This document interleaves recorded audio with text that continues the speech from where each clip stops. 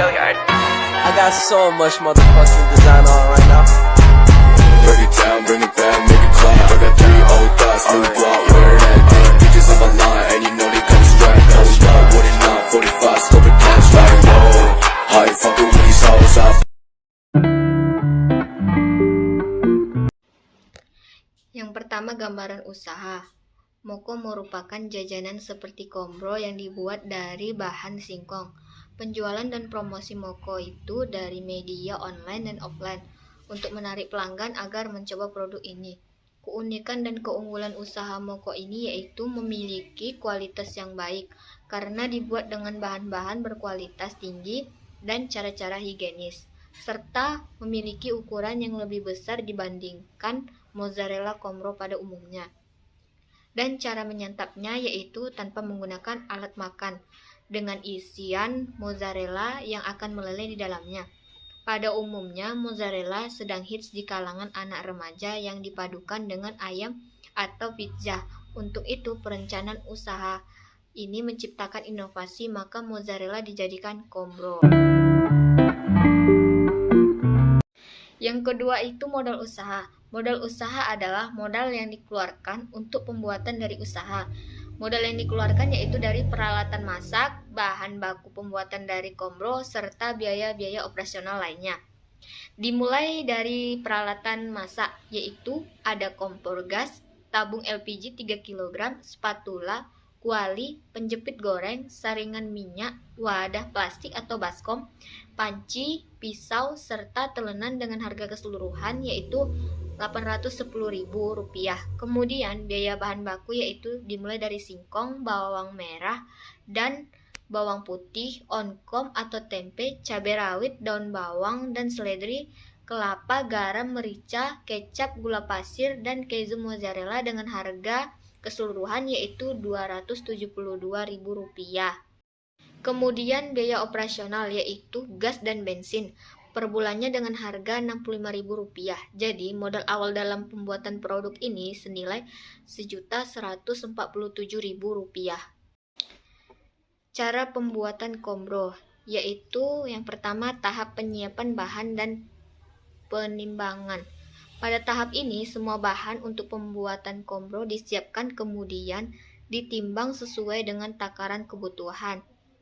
Yang kedua tahap pencampuran yaitu dicampur dan diaduk rata sesuai dengan takaran yang dibutuhkan pada baskom yang telah disediakan. Aduk secara sempurna sehingga bahan-bahan tersebut tercampur rata. Singkong parut dicampur bersama kelapa parut, garam, gula, tumis bawang merah dan bawang putih halus. Lalu masukkan oncom atau tempe, mozzarella, garam, merica, kecap manis, penyedap masakan, cabai rawit, dan daun bawang, seledri. Setelah itu ambil adonan sebesar bola pingpong, pipihkan dan isi dengan adonan isi. Lalu bentuk seperti bulat, lonjong, dan goreng ke dalam minyak panas. Setelah itu penyajian kombro yaitu kombro dibungkus menggunakan plastik makanan. Lalu kombro siap untuk dimakan. Yang ketiga, harga jual. Dari beberapa pendekatan harga yang ada, Moko atau kombro memilih menggunakan pendekatan penetrasi pasar. Dengan dilakukan strategi penetrasi pasar, Moko atau kombro memiliki peluang membangun ketertarikan pelanggan melalui sektor harga. Harga yang ditawarkan berkisar dari Rp7.000 per buah, dengan kualitas yang baik pada masing-masing produk yang diproduksi. Lalu kami menawarkan satu set produk dengan satu harga yang lebih murah. Ini bertujuan agar konsumen membeli banyak varian produk kami. Perkiraan permintaan dan penawaran. Yang pertama, perkiraan permintaan. Jumlah permintaan terhadap produk sangat bergantung dari jumlah produksi produk dan tingkat penawaran produknya sendiri. Karena usaha kuliner ini belum direalisasikan dan belum ada penawaran produk ke masyarakat.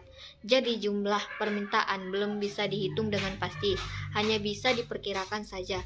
Yang kedua, perkiraan penawaran. Terhadap produk penawaran adalah kesediaan penjual untuk menjual berbagai jumlah produk pada berbagai tingkat harga dalam waktu tertentu.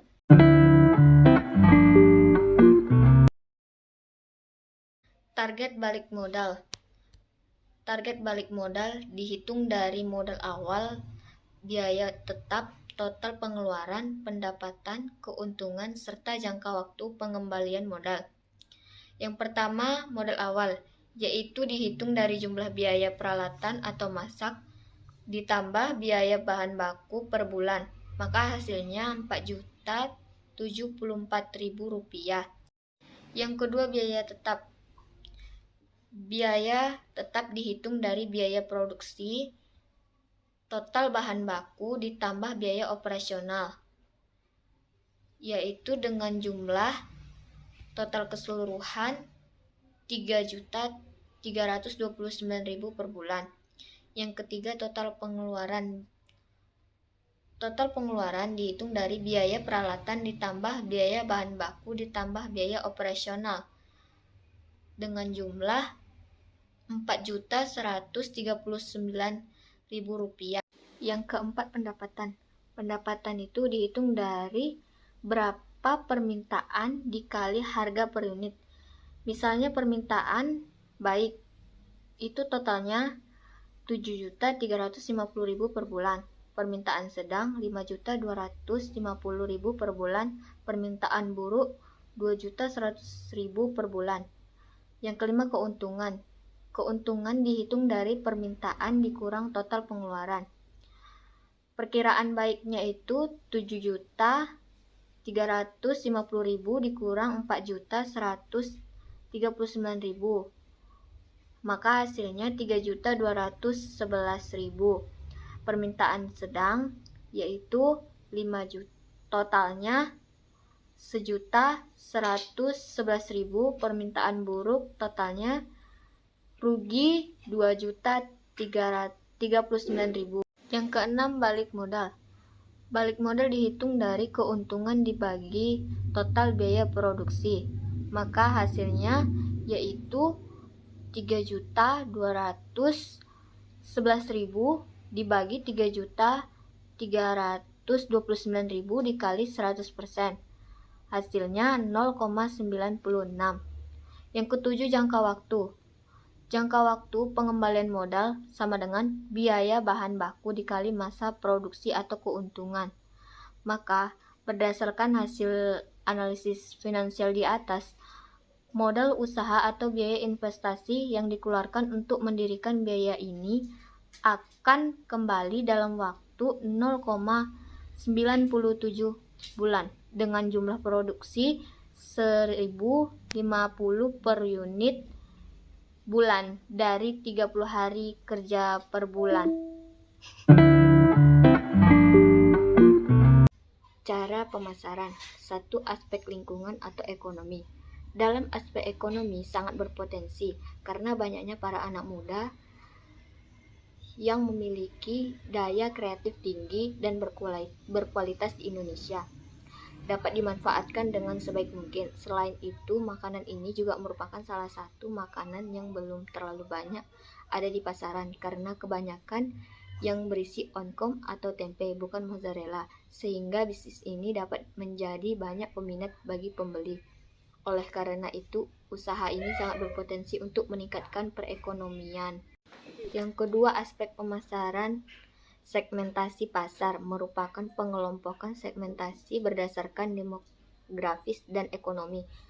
Target pasar adalah Moko memiliki target pasar yakni beberapa kalangan masyarakat penggemar makanan keju mozzarella yang berada pada kelas ekonomi menengah.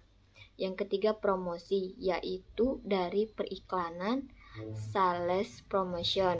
Kesimpulan, dari penjelasan tersebut dapat diambil kesimpulan bahwa membuka usaha Moko atau Komro yang telah dimodifikasi cukup menguntungkan. Untuk mencapai kesuksesan dalam setiap usaha diperlukan kegigihan dan pantang menyerah, tetapi itu semua juga harus sesuai dengan usaha dan perkiraan dari perhitungan penjualan yang dilakukan, serta permintaan dari para pembeli. Oleh karena itu, perencanaan usaha ini dilakukan untuk menjadi pedoman kelancaran usahanya.